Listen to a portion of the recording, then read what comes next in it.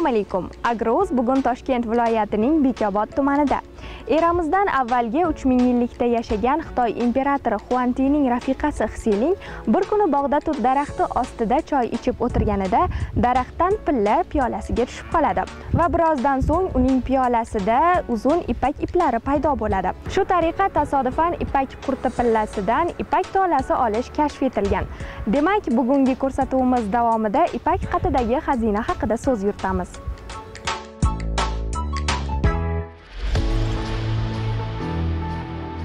Uyquga ketganda boshini ko'tarib, bargam yemay qoladi-da o'zi. Bunaqa oppoq bo'lib o'raganini ko'rsangiz, mana yurangiz hayratlanadi. Bino ham Xitoyniki deyapti, lekin yomon emas, yaxshi.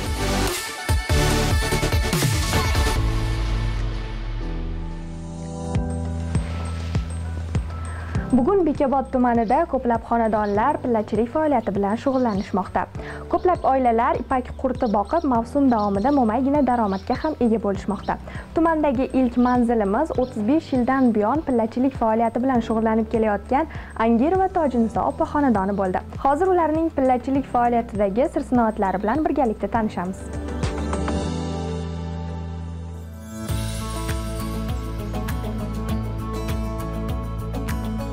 35 yildan beri pilla boqamiz. Vaqtida fermerlarga ham qaradik, boqdik. Shu kichkinaligidan bir topib kelamiz uyga, issigiga qo'yamiz. Vaqtida temperaturasiga qarab, vaqtiga qarab baklarni solamiz. Sekin-sekin birinchi uyqudan keyin yana maydalab beramiz avval birinchi, undan keyin sekin-sekin yaxshilab qaraymiz-da, endi vaqti-vaqtidan shamollatib turamiz, tozalab turamiz. Keyin so'rilarga olib, undan keyin baklar tashab, vaqtida qarab-qarab yegan joylariga solamiz. Yeganiga qarab solamiz-da endi. 16-17 dab kelgan bo'lsa, mana shu paytgacha 26 kunda mana shu holatga keldi. Qo'limizdan kelgancha qarab nasib qilganini olayapmiz. Vaqtida topshiramiz, vaqtida naqma-naq sanab pulini beryapti. Yeyishiga qarab, tozalikka qarab, vaqti-vaqtida shamollatib, havo almashtirib turish kerak. Baklarni maydalab qirqib, maydalab solib beramiz. Keyin vaqti-vaqtida har yeyishiga qarab, tez-tez solib turamiz. Temperatura 28 bo'lish kerak, norma. Vaqti-vaqti bilan boyagida shamollatib, havosini tozalab turamiz. Pilla ham o'zi bo'lmaydi. Qo'limizdan kelgancha harakat qilib qarab yotibmiz. Endi xudo xolasa mana ko'p ketib oz qoldi. Mana 2 kunda xudo xolasa nasib qilsa bostiramizda. Endi barka to'ymagandan keyin yaxshi bo'lmaydi-da pilla. Kasallanib qoladi. Chumollardan ehtiyot qilish kerak. 4 mahal, 5 mahalga ham to'g'ri keladi. Ba'zi paytlarda ko'proq yesa 6 mahal ham solishga to'g'ri keladi. Ayniqsa mana shu kechasi ertalabgacha yaxshi yeydi barka. Ertalab saharda yana solamiz. Shu bilan ertalab soat 10-11largacha yeb tugatsa, yana solamiz. Ayniqsa 2-3 kundan keyin uyqudan turgandan keyin ko'proq bark yeydi. Shuning uchun yegan joylariga solib turamizda tez-tez. Shu vaqtidan o'tkazib yubormash kerak-da. Shu pillaga qarab sarg'ayishni boshlaydi, o'zi pishgandan keyin tumshuqlari ingichka bo'lib, sap-sariq bo'lib, tilladay bo'lib ketadi. Qurt rangi. Keyin bargni bostiramizda, keyin ustidan mana dastalarda bostiramizda, keyin qorong'i qilib yopib tashlaymiz. Bularga o'raydi, yana ustidan yana solamiz. Yana uncha-muncha to'ymagani chiqsa, yana barg solamizda, yana ustidan yana yopamiz, yana solamiz. Keyin to'yib o'zi o'raveradi. Uyquga ketganda boshini ko'tarib, bargam yemay qoladi-da o'zi. Barg solsa yemaydi, kallasini ko'tarib turadi. Birinchisida 1 sutka, ikkinchisida 1 sutka uxladi. 4-uyquda undan keyin 2 sutka uxlaydi. Keyin 2 sutkada yana barg tayyorlab turamiz, vaqtiga qarab yana barg solamiz. Mana hozir olib keldi. Agar kechagini olib kelsa, issiqqa so'lib qoladi. Shuning uchun ertalab kechqurun svej olib kelyapti. Shuni maydalab solyapmiz-da. So'lib qolganda yemaydi. 3-4-uyqugacha ko'p qiyin bo'lmaydi. Kam barg yeydi-yu, qirqib solaveramiz. Yani shu asosan 4-uyqudan keyin ko'proq mehnat qilasiz-da. Endi men yoshligimda ota-onam pilla boqqan. Keyin bizga ham shu sovxoz paytlarida olib boqadigan bo'lib o'rganib ketdik-da. Avvallari shu setka bo'lardi sovxoz davrlarida ekkatash qilib boqardik. Tagini g'ongini olib tashardik-da, pillalarni keyin barglarni qo'yib, ekkatash bo'lsa ham bo'ladi, yaxshi bo'ladi ekkatashga ham. Yaxshi o'raydi, yaxshi o'rab chiqsa, barini bir xil sortda oladi. Endi uncha-muncha mayda-chuyda kuchlari qoladi-yu, uni alohida oladi-da, uni alohida olib boramizda, taroziga tortadi-da, pulini sanab beradi. Men shuncha yil boqqanimga yarasha mana bolalarim ham Xudoga shukr mana yomon bo'lgani yo'q.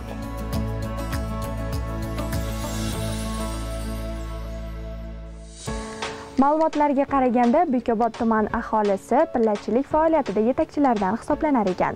Ipakchilik sanoatiga kerakli xomashyo yetkazib berish orqali salmoqli hissa qo'shayotgan yana bir xonadon faoliyatiga nazar tashlaymiz.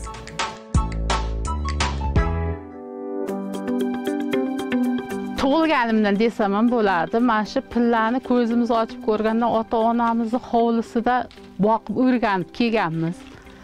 Keyin voyaga ketib mana katta bo'lganimizdan keyin qaynota-qaynal joylarga kelin bo'ldim. Men ularga pilla boqaylik deb iltimos qilardim-da. Qiynalasan, yosh kelinsan desam, nima qilsamki pilla boqsam derdim. Keyin mana shu 35 yil bo'lgan bo'lsa kelganimga. Shundan buyog'iga men orada boqmagan yillarim bo'lmagan. O'sha davrlarda kolxoz raislari olinglar deb majburlab har bir xonadonga kirib pilla boqinglar degan vaqtda men ularga bizni uyga ham kiringlar, biz ham boqaylik deb iltimos qilardim-da. Keyin qaynonam menga ichi achirdi. Yosh bolalisan, anaqa menga qara, bolalaringga qara desa, olaylik, boqaylik derdim. Chunki men onamni mana shu kasbda katta bo'lgan, onamni boqib yurganlarini ko'rib, onamni eslab ham keyin yana davom ettirishga harakat qildim. Chunki men qurtni olgan kunimdan assalomu alaykum, meni rizqim bular, meni yuzaga chiqaradiganlarim bular. Yurtga tinchlik tilab, bolalarimga omonlik tilab, xonadonga tinchlik tilab, mana shu qurtni boshlayman-da. Xo'jayinim ikkalamiz bark, bolalarim yoshligida barkka boradi. Xo'jayinim avval shofyor edi. Shofyorlikda orasida kelib qarashardi. Ishtib mana bu yil 35-yilni boqayapman-da. Birovlar nima boqasan, senga nima kerak desa, yo'q, men mana shu timda pilla. Har yili olmasam, xuddi bir narsam yo'qolib qolganday, bo'ldi, charcham yana kel, boqmaymiz desam hamda pilla kelsa bo'ldi, yuragim qandaydir shoshib ketaveradi. Boqamiz. Bunaqa oppoq bo'lib o'raganini ko'rsangiz, mana yuragingiz hayratlanadi. Ko'pincha mana onam rahmatli bizga aytardi yoshligimizda, sizlar pasta qurtni terib beringlar, keyin men bargini solaman derdi. Onam boyagida u paytdagi pillalar bilan hozirgi pillaning farqi juda katta-yu. Biz ana shularni ko'rib katta bo'lganimizda, mana shu onalarimiz, otalarimiz bargga borganlari, o to'rdan turib ketardi bargga. Otamiz, keyin opamiz o'tirib, barq o'tirib, biz maktabga borib, kelganimizda ham barq qilib o'tirgan bo'lardi. Qiynalsak ham shu qurtni boqish, mana shu pillalarni nimaga davlatga topshirish tug'ma bizga. Mana shoirlarda, qo'shiqchilarda tug'ma iste'dod bo'ladi-ku. Menda pilla boqish. Men o'qituvchi bo'lmasam, enajon, doktor bo'lmadim. Hech bo'lmasa davlatimizga mana shu pilla orqali foydamiz tegsin derdim. 30 yillik bo'lgan paytda ham bizni bunaqangi nimaga olib bordi. Bayram qilib berdi. O'shanda 30 yil boqqanlarga deb sovg'alar berdi. Ko'nglimiz ko'tarib bir quchoq gullar bilan bunaqangi adras materiallar bilan kelganimizga ham baribir onalarimiz ko'rmaganini mana biz ko'ryapmiz. Bizda ham eshitadigan bor ekan. Pilla chiqdi degandan yugurib borib olib kelamiz. Chunki biz buni boqishimiz kerak. Paysalga solmaymiz. Bugun urug' chiqdi degandan mashinada olib kelib, men uylarda isiriq solib, issiqligini 26 qilib qo'yaman, xo'jayinim olib keladi. Maydalangan barglarni sepib solamiz, 2-3 solib ular yuqartirib, kattartiraveramiz. har barg berganimizda bularga rang kiraveradi, kattaraveradi. Keyin 2,5 sutkada bular uxlashga kiradi. Keyin uxlab turgandan keyin 1 sutka uxlaydi. Men 1 sutkadan yarim kun oshiqroq hammasi teksturib olish uchun bargni kechroq solamanda, keyin ikkinchi uyquda turgan pillalar ham ko'rsangiz yana voy katta qopti deb yana qarashgan qilaverasiz. Pillani katta qilib, mana u daha 4 kunlik kichkina dahaga turganda ko'chiriladi pillalarimiz. Kichkina issiqxonadan salqinroq 24-23 xonaga ko'chiriladi. O'sha yerda yana 4 kun kichkina dahada barg solinadi. Keyin bargni biz endi katta shoxchalar bilan solamiz. Men kechki pilla ham boqdim 1 yil. Avgust oyida berdi. Uyga qo'ysam, uy 30 gradus, eshikka olib chiqsam 40 gradus. Nima qilaman unga? Salqinlik, muzday suvning haroratida qo'yib, o'shanda pilla boqdim. Bir korobkasiga shunda 60 kilo pilla berdim. Pilla olgan tushunmaganlar 4 kilo, 5 kilo bergan. O'sha vaqtdagi pillada men o'zim nima qilishim kerak? Bularga nima qilsam barg yaxshi yeydi deb daladagi bargni olib kelib, bolalarim bilan anaqa yuvdirdim. Suvning muzday suvga, kachalkan suviga yuvdirib, qarang, muzday suvga yuvgandan keyin barg tozalanar ekanda, tanasi muzday bo'lar ekan. Mana 30 gradus uyga olib kelsak, mana qurtlarga bersak, muzday bargni yeb qurtlarimga jon kirdi. Havas qiladi, kim kelib ko'rsa havas qiladi. Qanday qilyapsan? Seniki nimaga bundaqa chiroyli bo'lyapti deb. Hech kimdan yashirmayman, chunki hamma ham qo'ldan kelgancha harakat qilish kerak. Yuvib beringlar. Bargni iloji boricha yuvib beringlar. Qani komissiya kelsa ham, boshqa tekshirishga kelsa ham iloji boricha bargni yuvib beringlar. Kuzgi barglar chang bosib, bahorda yomg'ir yuvilib turadi-ku. O'shani hammasini muzday suvga olib kelib yuvib, ham barg ancha saqlanib turadi bu yerda. Ham qurtlar mazza qilib ishtaha bilan yeydi. Avgust oyinikini bargni daladan urib kelgancha, hovlingizga kelgancha qurib qoladi barg. Ilojini boricha kam-kamdan tez-tez olib kelib, biz kranda yuvib, shlang bilan suvda yuvib turdik. Suvda yuvilgandan keyin o'z holatini yo'qotmay turadi. Buni qurt yeb bo'lgancha. Bu pillani bir kun uxlab turgandan keyin, masalan, yoshligida maydalab beramizda, qimirlatmaymiz. Yana bir bargni beramizda, endi dam oldi, turgandan keyin dam oldi deb, keyin asta yo'qottiramiz.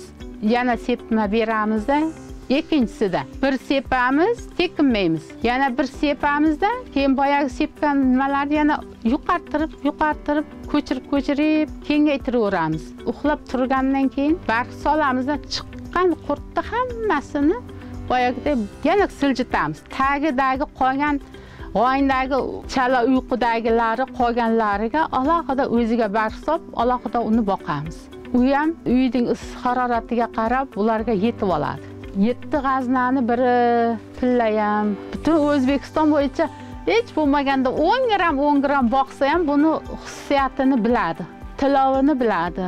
Ana o'zim ham kelin oldim, o'shanda 5 korobkani boqqan ekanman. Kelinda sarpasini qilyapmiz puliga, kelinda zeb-ziynatlarni olib beryapmiz. Ana qo'shnilar, qayerdan pul olyapsan? O pillan puli turibdi. Seni pillang puli oda bo'lmaydimi? Yo'q, pillan puli barakali. Shunda barakasi katta buni deyman deb kelin ham tushirib oldik. Endi yordamda bu ham ancha yordam. Men o'zim ham katta davlenada yuraman, lekin pilla boqqanimda umuman davlenam bilinmaydi, kasalligim bilinmaydi. Pilla turishim kerak, boqishim kerak, harakatimni qilishim kerak degan maqsadda, lekin kuz paytlarida bitta ayol yig'lab keldi. Manaqa pilla boqqansiz, bundaqa donalaridan bo'lsa bering, bolam mazasi yo'q, kasalga davo bor ekan, shundan deb kelganida men berdim. Mana shundan 5-6 ta berdim. Yig'lab kelganiga to'g'ri beraman, mayli deb boyagidek g'oylarida qoladi. devorlarga o'raganlari qoladi-da, shular topib berdim lekin. Men o'ylayman-da bitta narsani. Endi olimlar o'ylab nima qilsa bo'ladi, men olim emasman-ku. O'rayotganda bitta tomchi suv qoladi-da, keyin bular bunaqa o'rab ketadi-da. Shu tomchi suvni shu kimdir olimlar bir tekshirib ko'rsa, shu nimaga foydasi borligini bilsa deb o'ylayman-da. E'tibor qilganimizda bunaqa kirib o'rayotganda men qarab turaman-da, bitta tomchi suv bo'ladi. Hozir qurib ketgan. Shu tomchi suv nima uchun tomchi suv qoldiryapti o'zidan? Shuni olimlar bo'lsa ekan, men bilsa shuni ham deb o'ylayman-da.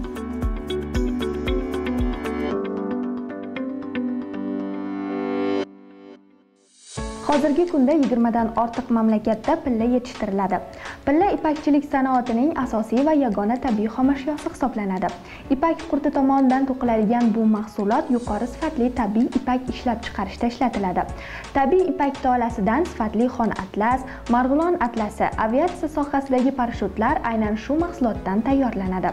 Pilla eksport salohiyatiga katta ta'sir qiladi. Mamlakatimiz dunyoda pilla yetishtirish miqdori bo'yicha Xitoy va Hindiston qatorida yetakchi hisoblanadi. Bu yil Bekobod tumanidagi pillakorlarimiz 1 va 2 mavsumda 240 tonna xom pilla yetishtirishni reja qilgan. Ayni damda tayyor bo'lgan pillani yig'ish ishlari boshlangan.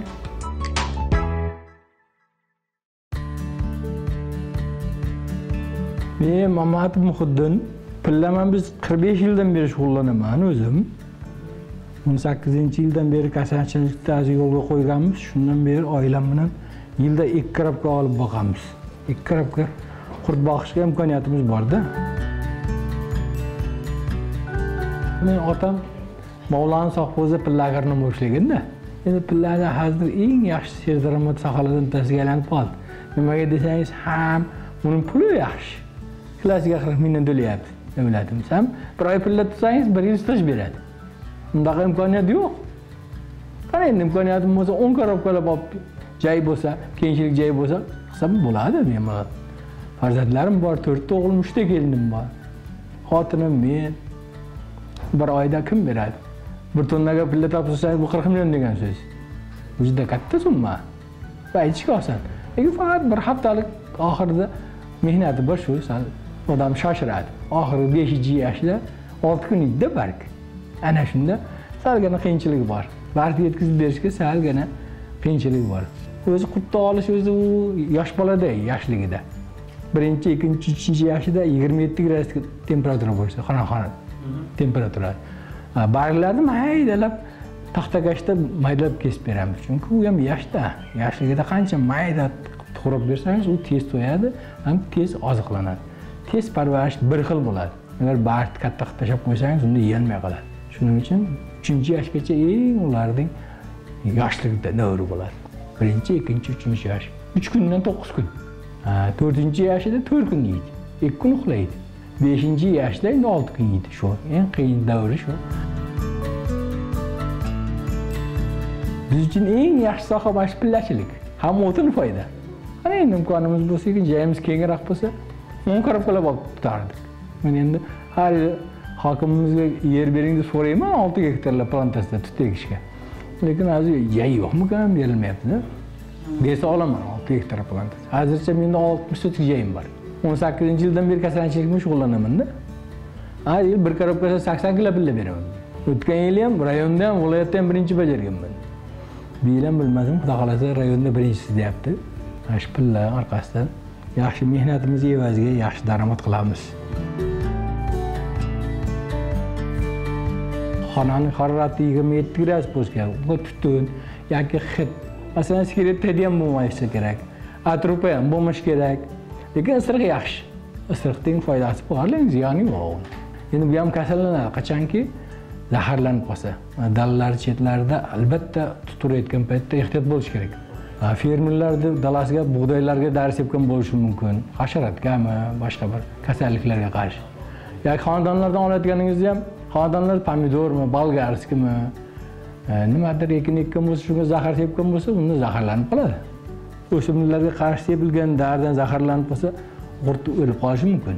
Chunki boyagi bargga singan bo'ladi zahar. Unda endi oldini olish chorasi faqat ayron sepiladi. Agar shuni zaharlanib qolgan vaqtlar ham bo'lgan. Men o'zimda bo'lmadi-yu, boshqa qo'shnilarda bo'ldi. Ayron sepasiz, keyin isiriq tutiladi. Shunda ma'lum qismi qoladi, lekin yarmidan ko'p bo'lib qoladi. Ma'lum qismini saqlab qolish mumkin-da. Eng asosiy e'tibor shu zaharlanishdan ehtiyot bo'lish kerak. Har xil hidlar yoqmaydi unga. Har 3 soatda xonani bir shabatatib turish kerak. Katta bo'lganda lekin katta dahalarda 22-23 gradus optimal temperatura yetadi. Undan ortiq issiqlik kerak yo'q. Qurt qancha katta joyda boqilsa, shunchalik hosil mo'l bo'ladi. Boqilayotgan maydon kichkina bo'lsa, o'zing so'rilar bor, maxsus ikki temir simlardan qilingan teri so'richaklar bor, so'kichaklar. Shundan bor menda, shunda boqaman. Bu shu 1,5 korobkaga yetadigan bor-da menda. Mana shunga loyiq imkoniyatim bor, shuni tutamiz yilda. Bu yil ham mana Xudo xolasa hosilimiz yaxshi. Bu yaxshi sort. Birinchi sort deydi buni. Endi qora po'choq degani bor, u arzon turadi-da. Endi u yetilmagan bo'ladi. Chay hali o'ralmagan bo'ladi. O qora po'choq bizda deyarli yo'q. Bor u 100 gram, 200 gram chiqadi. Buning kilosiga 40 mingdan to'lagan o'tgan yil. Belgi narxi ham shunday deyapti. Bu qora po'choqlarda narxi kam. 3,000 4,000 oladi. Pullar voyaga yetgandan keyin 6 kun boqamiz. Bir kunda har 4 soatda bir marta barg solsak, bir kunda 6 marta solamiz. 66 marta barg solamiz, shu bilan dasta qo'yamiz, bo'lib pishib yetiladi. Shunga mana ko'rib turgan pillangiz bo'ladi. 6 kunda o'ralgan pilla mana shu. Tayyor xomashyo. Temperatura ko'tarilib ketadigan bo'lsa, unga o'zini boyan shu yoshgacha 27 gradusda.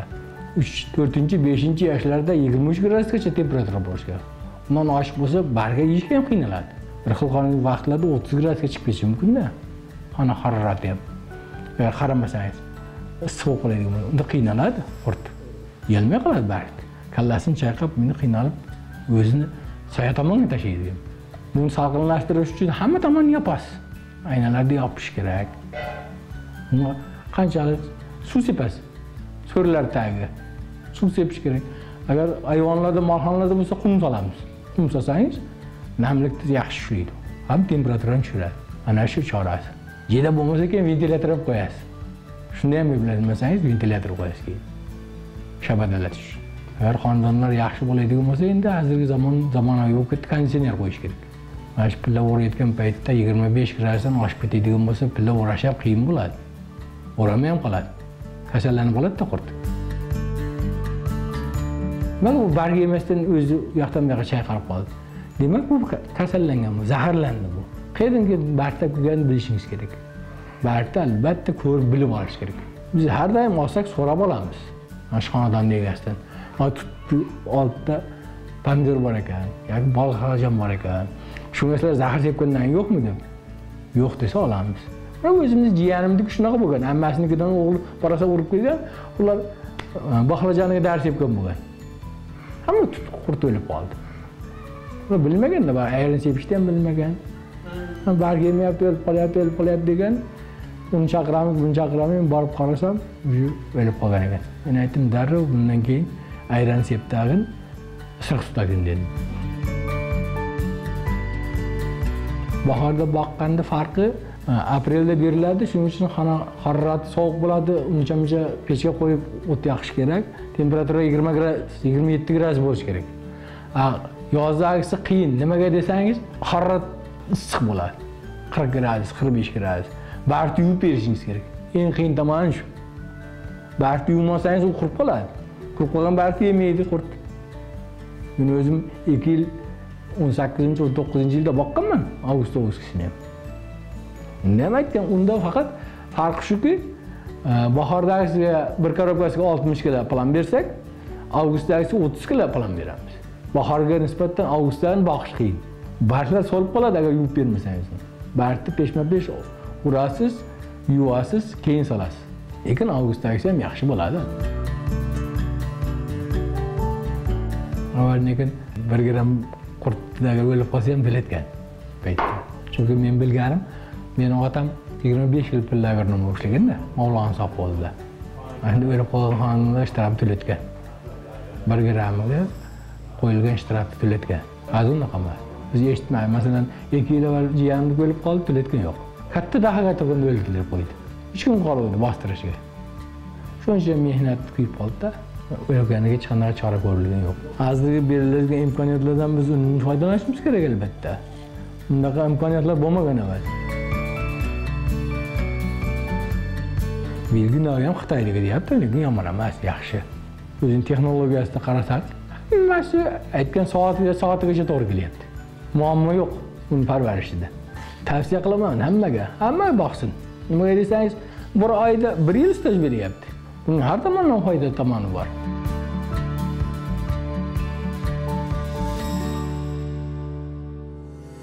On 14 may kuni birinchi etap tarqatganmiz va ikkinchi etap tarqatganmiz. 4180 quti qurt urug'ini tarqatganmiz. Ikkinchi etapda 1000 quti, jami 5180 quti qurt urug'ini kasanachilarga, fermer xo'jaliklarga tarqatganmiz. Hozirgi kunda asosan bizning Beg'o tumanida 4-5 yoshda baqilyapti. 18 aprelda tarqatgan qurtlarimizni mana hozir Mavlonov hududida birinchi boquvchimiz pilla rejasini bajardi. Xudo xolasa bu yilgi rejamiz juda katta. Odamlarni ipak qurtiga, ipakka bo'lgan qiziqishi nihoyatda yaxshi. Baqilgan pillaga vaqtida tarozining boshida narx pulini olayotgani odamlar juda qiziqqan shunga. Yana bir eng yaxshi tomoniki Hurmatli Prezidentimizni 3472 qaroriga asosan 18-yilda chiqqan qaroriga asosan 1 oy ishlaganiga 1 yil mehnat staji yoziladi. Topshirgandan keyin kvitantsiyasiga qarab, uni yozib kompyuterga kiritib qo'yamiz. Hozir bizning rayonimizda juda ko'p mohir pillakorlar bor. Ular ko'p yildan beri shu ipak qurtini baqib, planni oshig'i bilan bajarib kelmoqda. Bularni sanasak sanog'i ko'p juda ham. Ipak qurtini baqayotganlarga biz albatta o'zimizda biriktirilgan hudud agronomlari bor.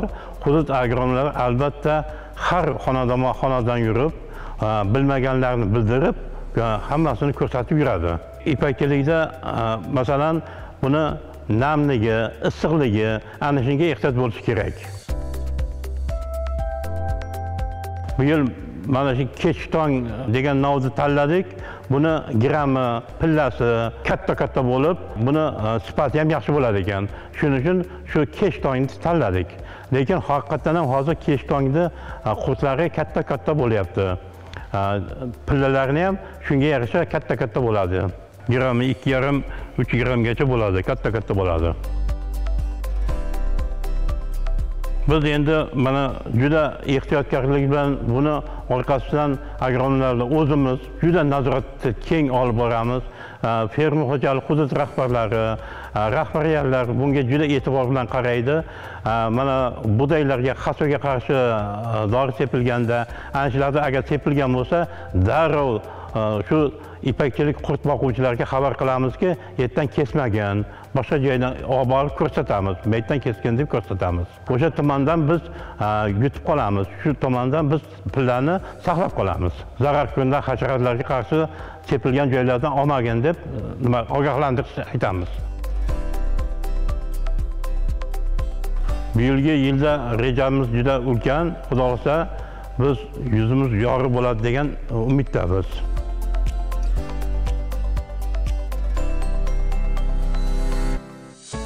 Bugungi dasturimizda pillachilik faoliyati bilan yaqindan tanishdik. Jonkuyar pillakorlarimiz toza ipak mahsulotini yetkazishga hissa qo'shish bilan birga bu orqali o'zlari ham yaxshigina daromad qilishmoqda. Keyingi dasturlarimizda Toshkent viloyatining yangi manzillari bo'ylab ko'rishguncha salomat bo'ling.